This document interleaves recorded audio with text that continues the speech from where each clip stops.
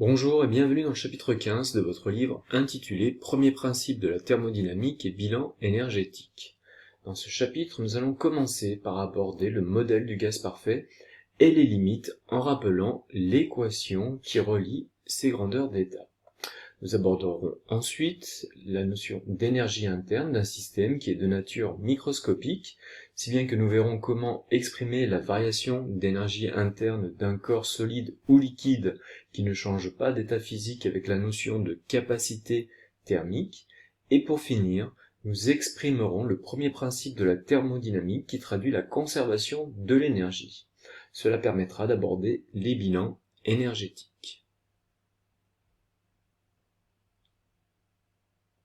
Premièrement, le modèle du gaz parfait et ses limites. Un gaz parfait est un ensemble d'entités, c'est-à-dire des atomes, des molécules ou des ions, qui vérifient deux hypothèses. Les entités n'interagissent pas entre elles et, d'autre part, les entités sont considérées comme ponctuelles, si bien que le volume propre des entités est négligeable devant le volume de l'enceinte qui les contient. Ce modèle est idéal et bien adapté aux gaz sous faible pression. À plus forte pression, le modèle n'est plus adapté car on ne peut plus négliger les interactions entre les entités et également on ne peut plus négliger le volume propre des particules. Il faut utiliser un autre modèle plus complexe. L'état du gaz parfait est caractérisé par des grandeurs d'état macroscopiques, sa température T en Kelvin, qui rend compte de l'état d'agitation incessant et désordonné des entités à l'échelle microscopique, sa pression P en Pascal qui caractérise les chocs des entités sur les parois. Dans le cas du gaz parfait, on néglige les chocs entre les entités, sa masse volumique, mu ou ρ, qui est très faible car les entités sont très éloignées les unes des autres. On rappelle qu'on peut relier la pression P en Pascal, le volume V occupé par le gaz parfait en mètres cubes, sa quantité de matière N en mol, la température T en Kelvin par l'équation d'état du gaz parfait, PV est égal à nRT, où R est la constante des gaz parfaits qui vaut 8,314 Pascal mètre cube par mol et par Kelvin.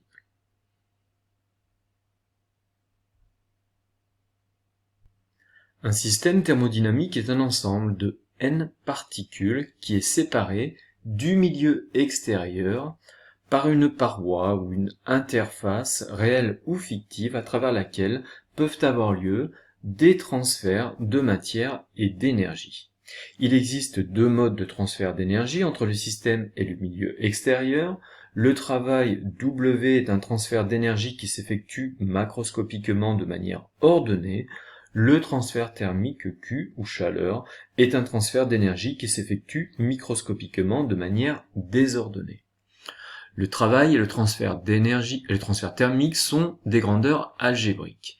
Par convention, ils sont comptés positivement lorsque le système reçoit ces énergies et négativement si le système cède ces énergies. Il en est de même pour la matière, mais nous travaillerons le plus souvent avec des systèmes fermés qui n'échangeront pas de matière. Deuxièmement, notion d'énergie interne. L'énergie interne, notée U, est l'énergie qu'un système peut stocker sans qu'il y ait modification du mouvement de son centre d'inertie ni de l'altitude à laquelle il se trouve. Alors prenons comme exemple le système casserole plus eau.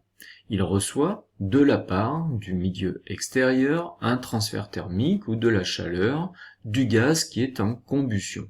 Le système ne change pas de position d'un point de vue macroscopique, il n'y a donc pas d'augmentation de son énergie cinétique ni de son énergie potentielle de pesanteur. Pourtant, son énergie totale augmente parce que son énergie interne microscopique augmente.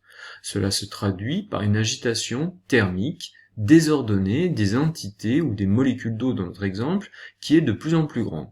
L'énergie cinétique microscopique est augmentée. mais les énergies potentielles d'interaction entre les entités sont également modifiées car la distance entre les entités est modifiée. L'énergie interne d'un système est donc la somme de toutes les énergies microscopiques liées à sa structure à l'échelle moléculaire, atomique et même nucléaire. Ces énergies microscopiques peuvent être classées en deux catégories, les énergies cinétiques microscopiques et les énergies potentielles d'interaction entre les entités. L'énergie cinétique microscopique est liée à l'agitation thermique désordonnée des entités du système. Cette énergie augmente avec la température du système, et les énergies potentielles d'interaction dépendent de la distance entre les entités. Plus les entités s'éloignent les unes des autres, plus la contribution de l'énergie potentielle d'interaction à l'énergie interne diminue. Troisièmement, capacité thermique et énergie interne. En l'absence de changement d'état ou de transformation chimique, la variation d'énergie interne, que l'on va noter ΔU, d'un corps condensé est proportionnelle à la variation de température ΔT. Le coefficient de proportionnalité, C, est la capacité thermique du corps en joules par degré Celsius. ΔU correspond à la variation d'énergie interne du corps en joules, et ΔT la variation de température du corps en degrés Celsius ou en Kelvin. C est encore égal à ΔU sur ΔT. Donc la capacité thermique d'un corps est la quantité d'énergie que le corps est capable de stocker sous forme thermique lorsqu'on augmente sa température de 1 Kelvin ou 1 degré Celsius.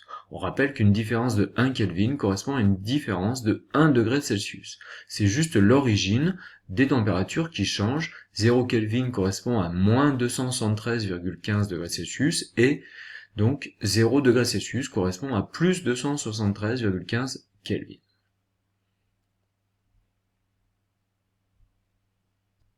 La capacité thermique grand C d'un corps dépend de sa masse petit m, elle est même proportionnelle à sa masse m. On a donc grand C, capacité thermique, est égale à m fois petit c, où petit c désigne la capacité thermique massique du corps en joules par kilogramme et par degré Celsius, ou joules par kilogramme et par Kelvin. Si bien que l'on peut écrire, pour un corps condensé ne subissant ni changement d'état ni transformation chimique, la relation suivante, ΔU est égale à m fois petit c fois ΔT. Quatrièmement, bilan énergétique. Comme nous l'avons déjà vu au paragraphe 2, l'énergie totale d'un système est la somme de trois énergies, l'énergie cinétique macroscopique EC macro, l'énergie potentielle de pesanteur macroscopique EPP et l'énergie interne U. Lorsqu'un système est isolé, c'est-à-dire qu'il n'échange ni matière ni énergie avec le milieu extérieur, son énergie totale se conserve, elle reste constante. Lorsque le système reste immobile, et qu'il n'est pas isolé cette fois, mais fermé, donc pas d'échange de matière avec l'extérieur, son énergie macroscopique ne varie pas, mais son énergie interne, elle, peut varier, tout comme son énergie totale. Elle est égale à la somme des transferts thermiques Q et des travaux W que le système échange avec le milieu extérieur. Bien sûr, ces échanges sont comptés algébriquement, positivement si reçu par le système et négativement si cédé. Ce bilan d'énergie, qui traduit la conservation d'énergie, est appelé le premier principe de la thermodynamique.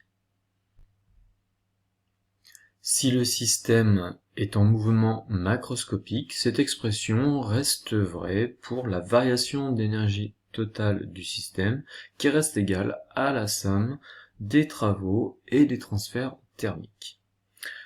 L'exemple qui est donné ici, c'est celui d'un moteur qui ne se déplace pas et dont l'énergie interne n'augmente pas. Delta E tot est égal à delta U est égal à 0. Et donc, il reçoit de la chaudière le transfert thermique Q1 qu'il transfère sous forme de travail au système de transmission et en chaleur Q2 à l'environnement.